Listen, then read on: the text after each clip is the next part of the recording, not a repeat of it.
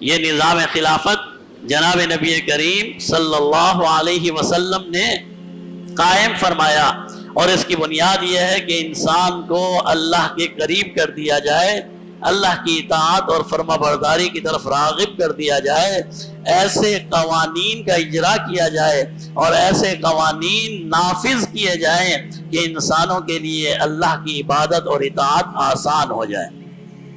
یہ تو ہے اس کی بنیاد۔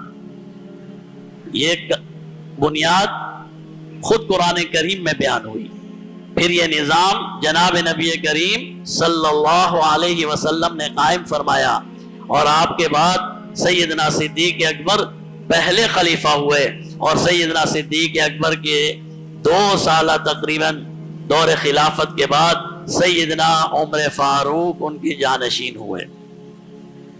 عمر فاروق رضی اللہ تعالی عنہ بے شمار فضیلت، بے شمار فضائل کے حامل ہیں، اور سیدنا عمر فاروق رضی اللہ تعالی عنہ کے دور خلافت سے ہی ہمیں خلافت باقاعدہ ایک منظم حکومت اور ادارے کی شکل میں نظر آتی ہے۔ پہلے وہ شخص جس نے اداروں کی تشکیل کی اور اس نظام حکومت کو دنیا کے معاملات کے ساتھ اپنے ویژن کے ساتھ جوڑا، وہ سیدنا عمر فاروق رضی اللہ تعالی عنہ ہیں۔ انہوں نے یہ بیان فرمایا کہ دنیاوی اعتبار سے ایک خلیفہ کی کیا ذمہ داری ہے۔ ویسے تو جناب نبی کریم صلی اللہ علیہ وسلم رحمت للعالمین ہیں، فخر کائنات ہیں، آپ جب خلیفہ ہوں، آپ امیر ہوں، تو پھر انسان تو یہ سوچ بھی نہیں سکتا کہ انسان کے خلاف کوئی امر ہو سکتا ہے۔ لیکن پیارے محبوب کے اس نظام خلافت کی تشریح اور دنیاوی اعتبار سے اس کو مروج کرنے کا امر سیدنا عمر فاروق رضی اللہ تعالی عنہ کے دور میں ہوا، اور سیدنا عمر فاروق نے پہلی مرتبہ اپنا جو خطبہ ارشاد فرمایا، اس خطبے میں اس خلافت کے مقاصد کو بیان فرمایا۔ سب سے بڑا مقصد تو وہی ہے، اللہ کی اطاعت اور اللہ کی فرما برداری۔ سب سے بڑا مقصد تو وہی ہے کہ خلافت اس لیے ہے کہ انسان کو اس کے رب کے قریب کیا جائے، اور انسان کے لیے عبادات کو آسان کیا جائے، اور انسان کو برائیوں سے دور کیا جائے۔ اس کے ساتھ ساتھ سیدنا عمر فاروق رضی اللہ تعالی عنہ نے اس خلافت کا ایک دنیاوی رحمت کو اس طرح بیان فرمایا، اپنے خطبے میں ارشاد فرمایا کہ ہماری یہ حکومت، ہمارا یہ نظام، ہماری یہ خلافت، اس کے بارے میں سیدنا عمر فاروق رضی اللہ تعالیٰ عنہ فرماتے ہیں کہ میں وہ خلیفہ ہوں جو اس بات کو یقینی بناؤں گا کہ مسلمانوں، تمہارے اثاثے اور تمہاری دولت اور تمہارے لیے جو جمع کیے گیا ہے مال اور دولت، اسے بے جا صرف نہ کیا جائے۔ پہلا اس خلافت کا پہلا اصول کیا ہے؟ انسانوں کے اثاثوں کو، ملک کے اثاثوں کو، ملک کی دولت کو بے جا مصرف نہ کیا جائے۔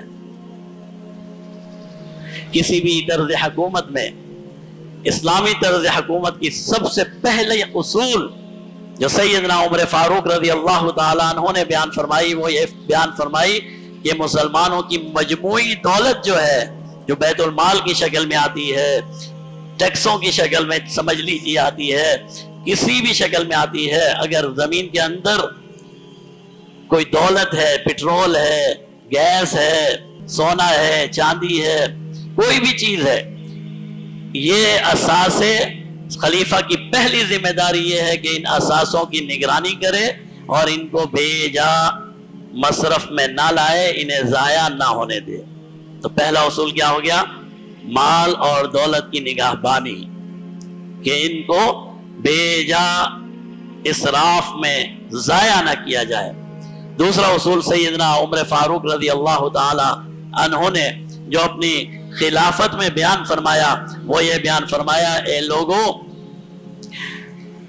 میں اس بات کو یقینی بناؤں گا کہ تمہاری آمدنی میں اور تمہارے روزگار میں اضافہ ہو۔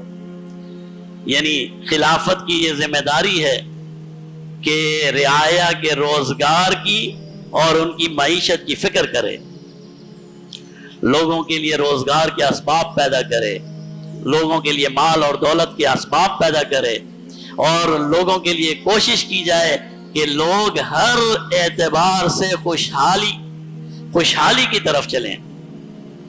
اللہ کا نظام حکومت یہ نہیں ہے کہ لوگ فقیر ہو جائیں، غریب ہو جائیں، بیچارے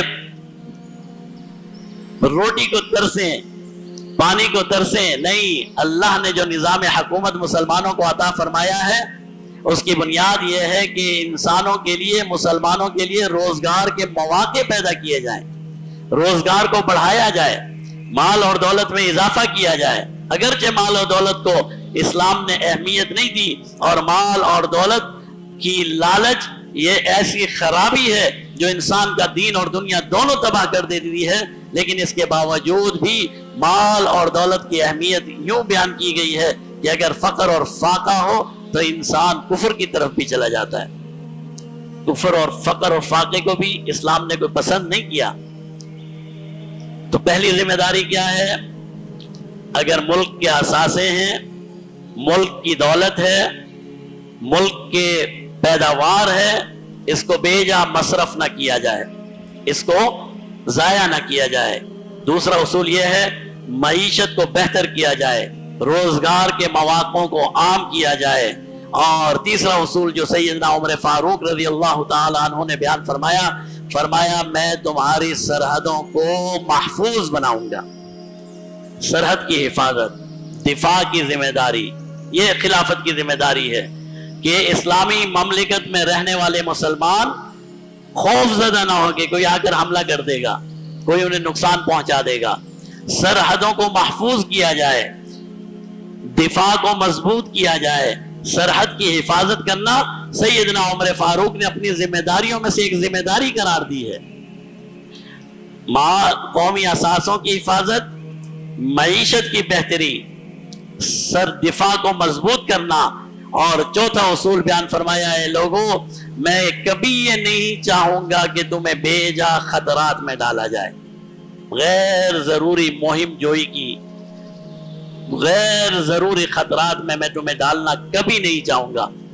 مسلمان کی جان اللہ رب العزت نے اسے بیت اللہ سے، انسان کی جان کو، مسلمان تو بڑی چیز ہے، انسان کی جان کو اللہ نے بیت اللہ سے بھی زیادہ عظمت دی ہے۔